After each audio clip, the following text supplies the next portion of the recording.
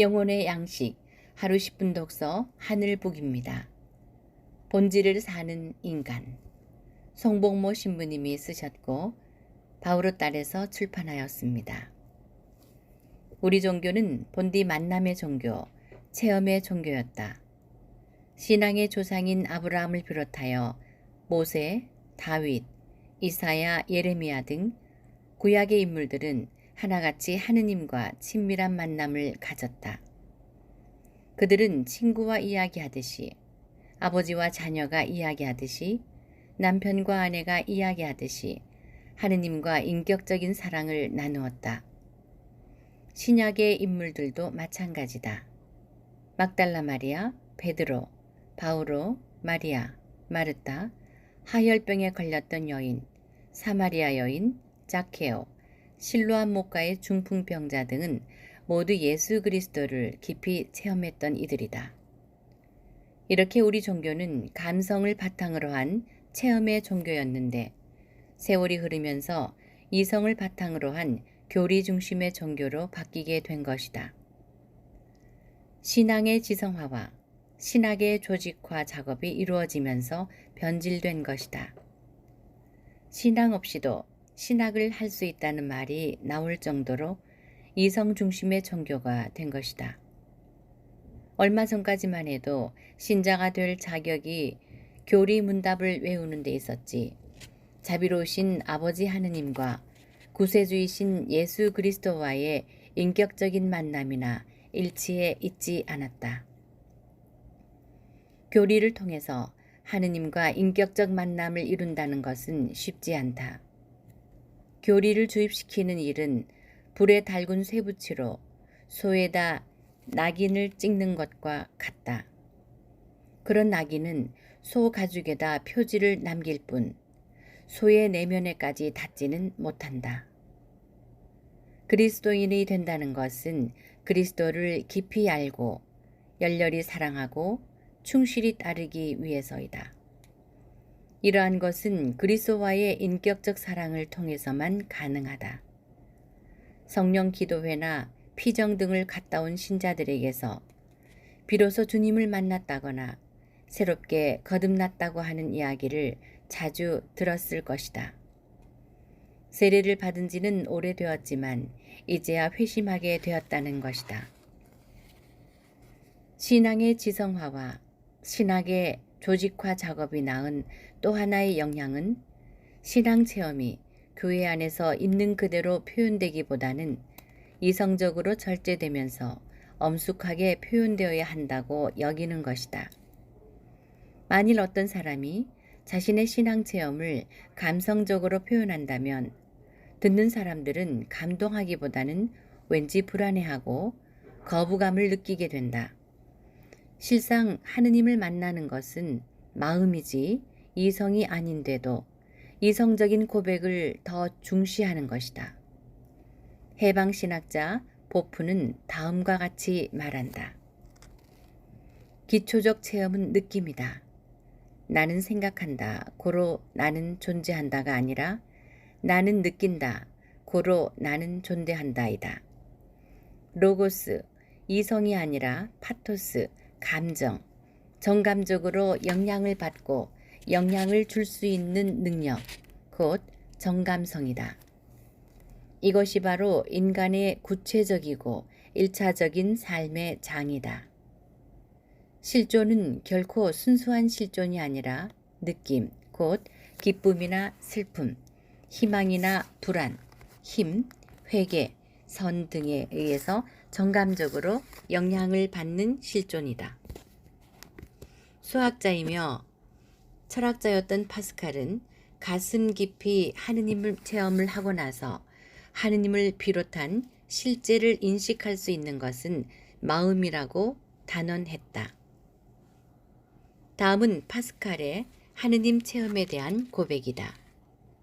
은총의 해 1654년 11월 23일 월요일 저녁 9시 반부터 자정 후 반 시간쯤까지 불, 아브라함의 하느님, 철학자나 유식한 사람의 하느님이 아니라 이사학의 하느님, 야곱의 하느님, 확신, 지각, 기쁨, 평화, 예수 그리스도의 하느님. 하일리 벨이 주장한 정의 신학은 그동안 신앙의 지성화와 신학의 조직화를 통해서 교리 중심으로 흘러왔던 교회가 다시금 영의 종교로 되돌아가서 주님과 인격적 사랑을 나누어야 함을 강조하기 위한 시도라고 볼 수 있다. 신앙의 궁극적 대상인 하느님 아버지와 구세주 그리스도를 철학적 분석이나 교의로서가 아니라 사랑을 통해서 인격적으로 만나게 하려는 것이다. 리베오 주교님은 양심수들을 위한 변론과 핵실험 반대 등 국제적인 문제는 물론 교회 내 문제점 해결을 위해서도 뛰어다녔던 프랑스 주교님이시다.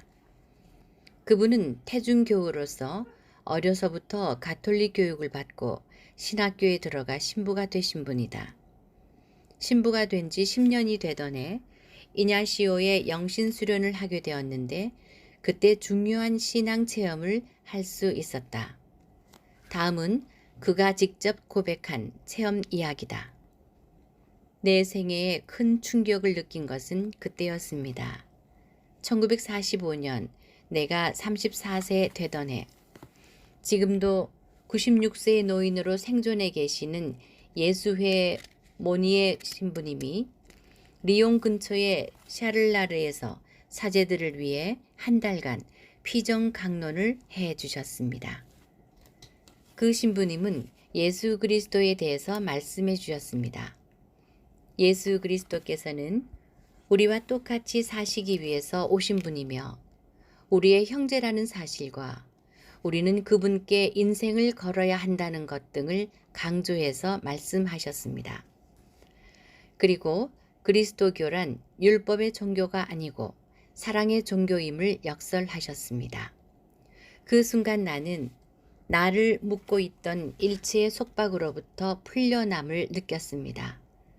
그리고 말로 표현할 수 없는 기쁨에 휩싸였습니다. 나는 모니에 신부님의 강론 말씀을 듣고 방에 들어가서 뿌듯하고 행복한 마음을 가누지 못하여 말 그대로 용약하던 일이 엊그제같이 느껴집니다. 제가 그리스도인이 된 것은 바로 그때였다고 생각합니다. 그때 비로소 나는 그리스도교 신앙이란 어떤 분, 즉 예수 그리스도이심을 깨달았던 것입니다.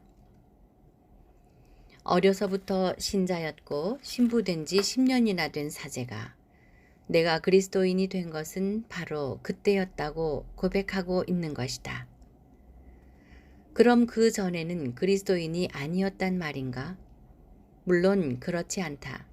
어쩌면 예수의 이름으로 세례를 받고 이름만 걸어놓은 예수쟁이였을 것이다. 리오베 주교님의 고백을 계속해서 들어보자. 나는 구약시대를 살았던 것입니다.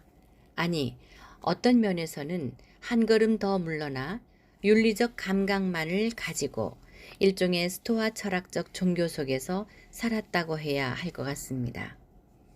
복음 정신은 나를 뚫고 들어오지 못했던 것입니다. 물론 내가 그 전까지 받았던 교육 속에서 쓸만한 요소들이 없었던 것은 아닙니다. 마리아께 대한 신심, 기도와 성체 성사에 대한 신심 등이 그런 것들이지요. 사랑이 결핍되었던 것이지요. 하느님은 사랑이십니다.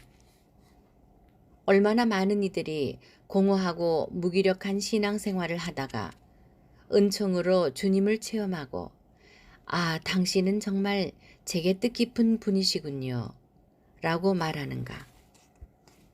얼마나 많은 이들이 구원에 대한 확신 없이 무기력하게 살아가다가 가슴 뜨거운 체험을 하고 리오베 주교님처럼 내가 그리스도인이 된 것은 바로 그때였습니다 라고 고백하는가.